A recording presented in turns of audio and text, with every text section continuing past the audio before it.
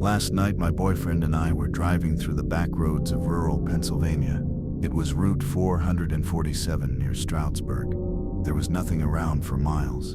No houses, no lights, just darkness in every direction. The kind of darkness that eats your headlights whole.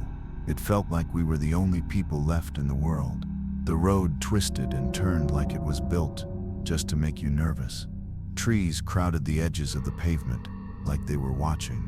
Animals kept darting out from the shadows. We saw deer. A fox ran across so fast, I barely had time to react. Rabbits just froze in place as our lights swept past them. It felt like we were driving through the night shift of the forest, like the whole world was sleeping, except for us, and whatever was hiding in the woods. Because of all the movement on the road, I kept my high beams on. We weren't in a hurry. I drove slowly just to be safe.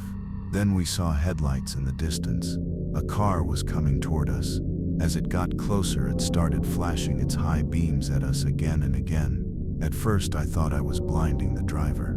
I turned off my brights and figured that would be the end of it. But the flashing didn't stop. They just kept hitting us with their lights. Flash, flash, flash. It went from helpful to weird really fast. I got annoyed. I told my boyfriend the driver must be trying to be a hero or something. I ignored it, just kept going. The road dipped and the trees closed in even more. Then we reached this old narrow bridge. It looked ancient.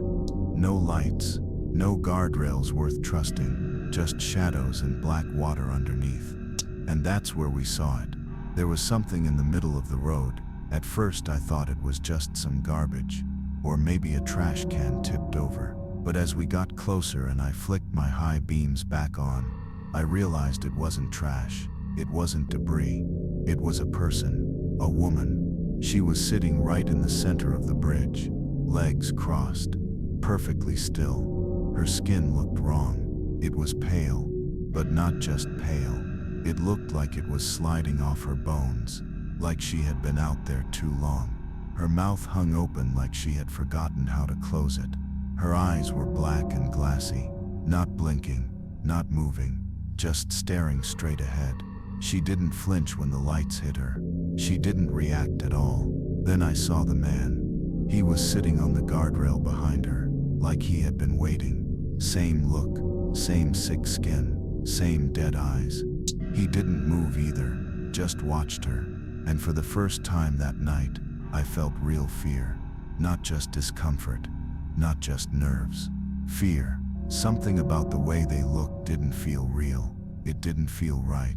My instinct screamed at me to go, that this wasn't just two people acting strange. This was something worse, something dangerous. I slowed down but didn't stop. I kept my foot ready on the gas. My boyfriend didn't say anything at first. He was just staring.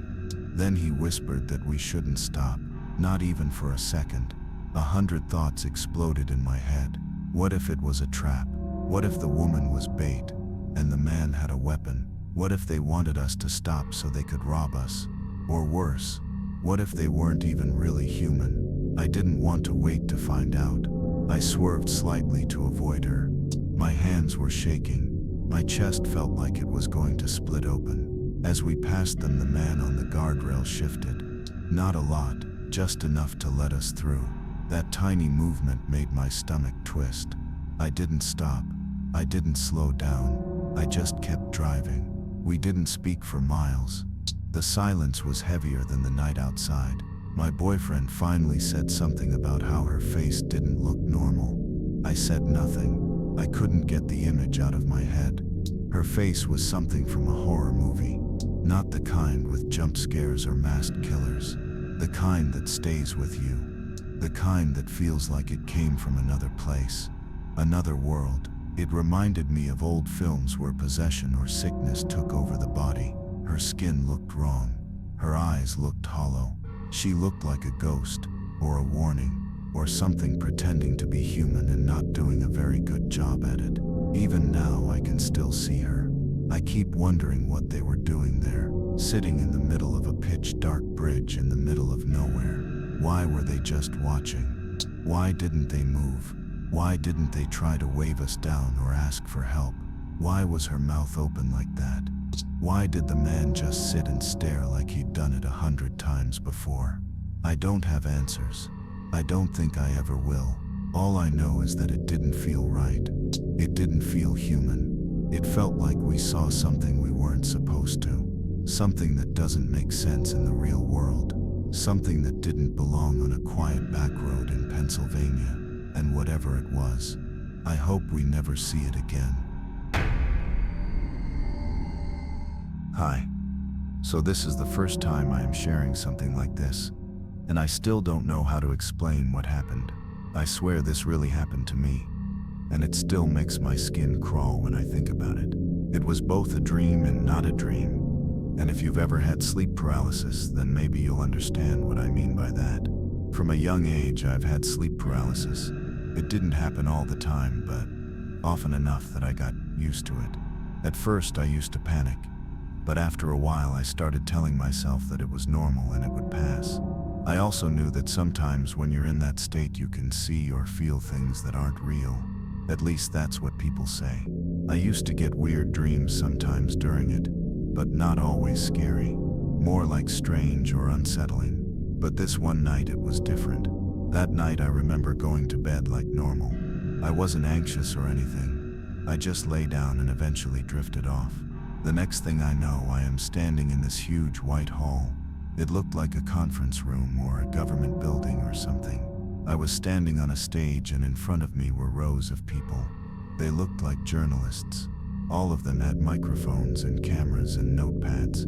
They were just standing there waiting for me to speak, I guess. Then I heard this sound. It was low and deep and it made my stomach twist. It was like a buzzing, but it didn't sound like any machine or phone or anything like that. I can't really explain it, but it made the hair on my arm stand up. And as soon as that noise started, all the people in the hall disappeared. Just gone. Every single one. The room was still there and I was still standing on the stage, but now there was only one person left. There was a woman standing right where the front row had been. She was holding a mic and she was really pretty, like stunning. Her skin was glowing and she had long black hair and a perfect smile. But something about her didn't feel right. Then she smiled again, but wider this time, and suddenly everything changed. Her smile stretched too far, way too far. And then I saw her teeth. Not normal teeth. Long, sharp fangs like something out of a vampire movie. Her skin started to change too. It wasn't glowing anymore. It looked pale and dry and sick, like it was trying to peel off her bones. Her eyes were still locked on me and she let out this laugh that didn't sound human. Then she threw the mic on the ground and her body bent backward like her bones had turned to rubber. She leaped straight up into the air and landed against the wall across from me. She didn't fall. She stuck to the wall like a spider. Her arms and legs were bent the wrong way and she started crawling up the wall and across the ceiling. She was laughing the whole time and her smile never went away. Every time she moved, her limbs cracked like branches snapping in the cold. In just a few seconds, she had crawled from the far wall to the ceiling above me and then dropped down in front of me. She was just standing there, inches from my face. That same wide smile, those same sharp fangs, and then everything went black. I thought I had woken up. I opened my eyes and I could see my room. It was dark, but my nightlight was on. I tried to move, but I couldn't. My body was frozen, my arms and legs wouldn't respond. My mouth wouldn't open. I knew exactly what this was. Sleep paralysis. I had been through it before. I told myself to stay calm, that it would pass like it always does. Then I looked up. I don't know why I looked, but I did, and I wish I hadn't. She was there, the same woman from the dream, standing at the foot of my bed. That smile still stretched across her face. Her eyes locked onto mine. I couldn't look away. I couldn't scream. I couldn't even blink. She wasn't just standing there, she was holding my foot with both hands. Her fingers were cold and thin and I could feel the pressure. Not imagine it, not dream it. I felt her touching me. My foot was pinned under her grip. That's when I knew this wasn't just some shadow I was seeing. She was real. At least in that moment it felt real. Too real. She stared at me like she was waiting for something. And then she started lowering her face. Slowly. Closer and closer to my foot. I saw her fangs again and I knew what she was going to do. I tried with everything in me to move. To scream. To jerk my leg away. Nothing worked. My body was still frozen. I could feel my heartbeat in my ears. I could feel sweat on my forehead. But I could not stop what was happening. Then she bit me. Hard. I felt it.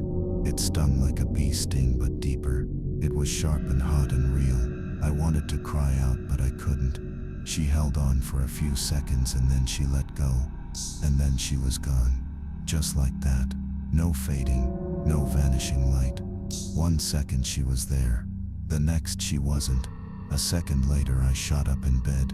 I could move again. My whole body was trembling. I grabbed my leg and checked my foot. There were no marks, no bruises, nothing. But the pain was still there, like the bite was still fresh. I sat there for a long time just breathing, trying to convince myself it was a dream. But I knew it wasn't, at least not fully. I had experienced sleep paralysis before, but this wasn't like the other times. This felt personal, like something had actually touched me, like something had come from the dream with me. I didn't sleep the rest of that night. I didn't even lie down. I just stayed sitting up in bed watching the foot of my bed like she was going to come back. She didn't, but the feeling she left did. It's been a long time since that night, but I still remember every second of it, every detail. Her face, her smile, that sound before it all started, the pain in my foot. It all plays back like a video that my brain refuses to delete. People say sleep paralysis is just the brain waking up before the body and that what you see and feel is just your imagination. I believed that once, but after that night I'm not so sure anymore. If that was all in my head, then why did it feel so real? Why did it hurt? Why could I feel her hands? Her bite?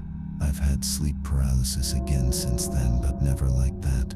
Never that vivid, never that painful. I hope it never happens again. But sometimes I still think about her, the woman in the white hall, the smile, the way she stuck to the wall and moved like she had no bones. And I wonder, what if it wasn't all in my head? What if something was really there? What if she's waiting? Lucid dreaming is something I've always been able to do. For as long as I can remember, I could tell when I was dreaming, and I could change the dream however I liked. Most people have experienced at least one lucid dream in their life. Some say you can learn how to do it, but I never had to. It just happened for me, and most of the time it was actually kind of fun. I could fly if I wanted, or walk through walls, or argue with the dream itself, and shift whatever scene was happening.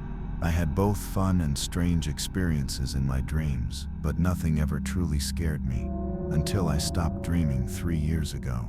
The last few lucid dreams I had were nothing like the ones before. They weren't adventurous or magical or playful. They were quiet and still and too close to real life. That first night I remember clearly. It was a Sunday. My wife Katie and I had gone to bed like usual. The room was dark and calm, and the only sounds were the rumble of the trains in the distance and the cheap fan on her side of the bed that she insisted on for white noise. I fell asleep thinking about random things like lunch orders and emails, and barely even noticed when the dream started. In the dream I was lying in the same bed just like in real life. The blinds were drawn, the air felt heavy but peaceful. It was almost impossible to tell that I was asleep. That's how real it all felt.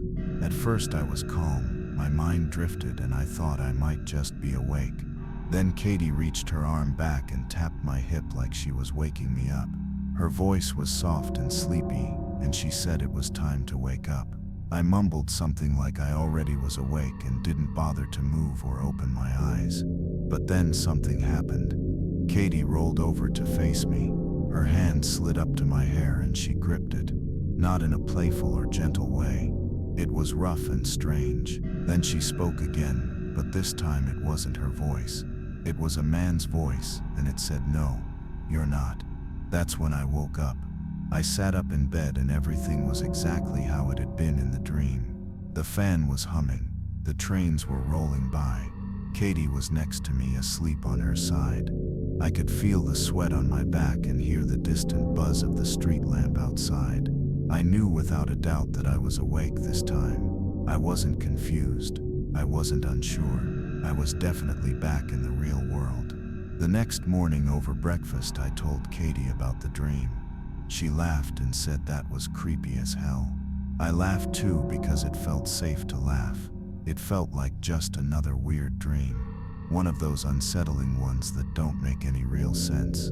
I've always had nightmares with doppelgangers and odd versions of Katie standing in dark hallways or staring at me from the stairs, so this just felt like more of the same strange content my brain liked to play with. But then came Monday night, and that changed things. I fell asleep and again I was dreaming of our bedroom.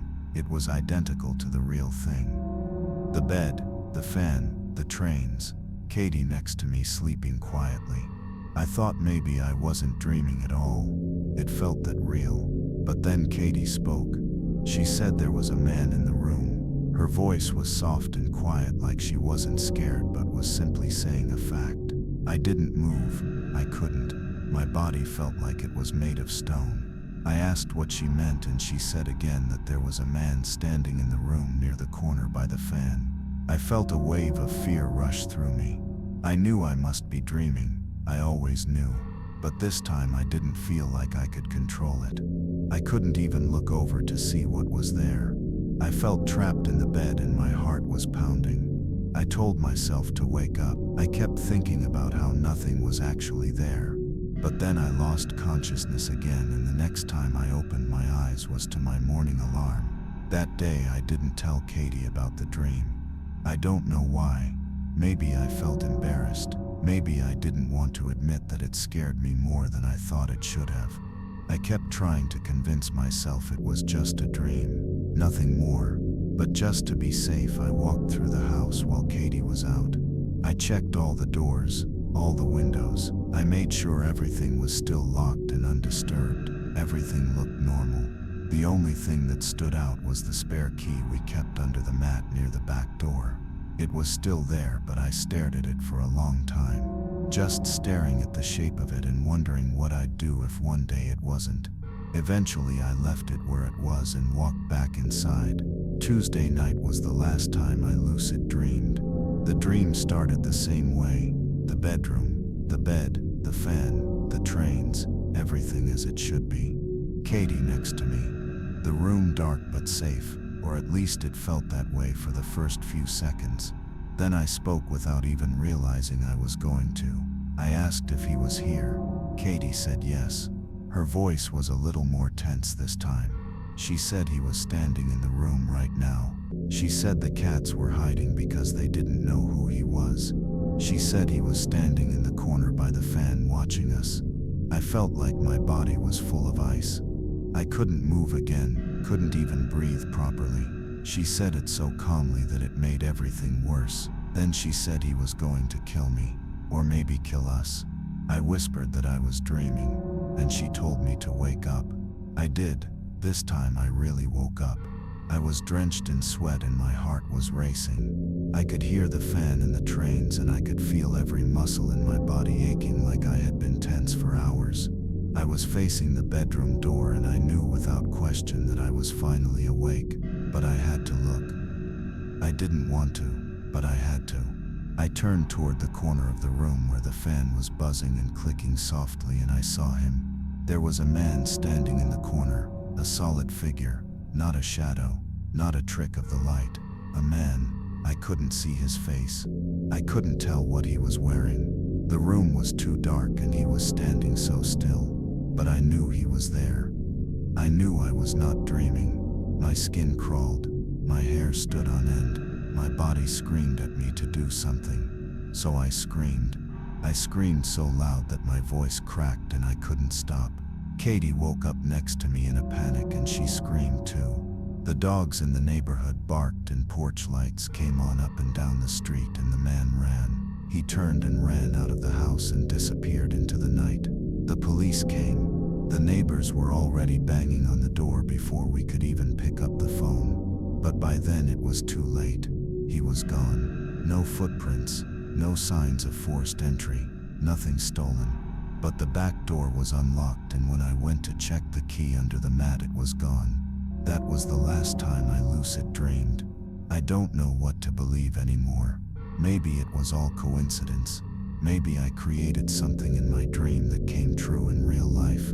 Or maybe I saw something I wasn't meant to see and my mind tried to warn me in the only way it knew how. Either way, I don't sleep like I used to. I don't dream like I used to. And I never leave a key under the mat. If you liked the video, don't forget to like and share. Subscribe to our YouTube channel for more videos like this.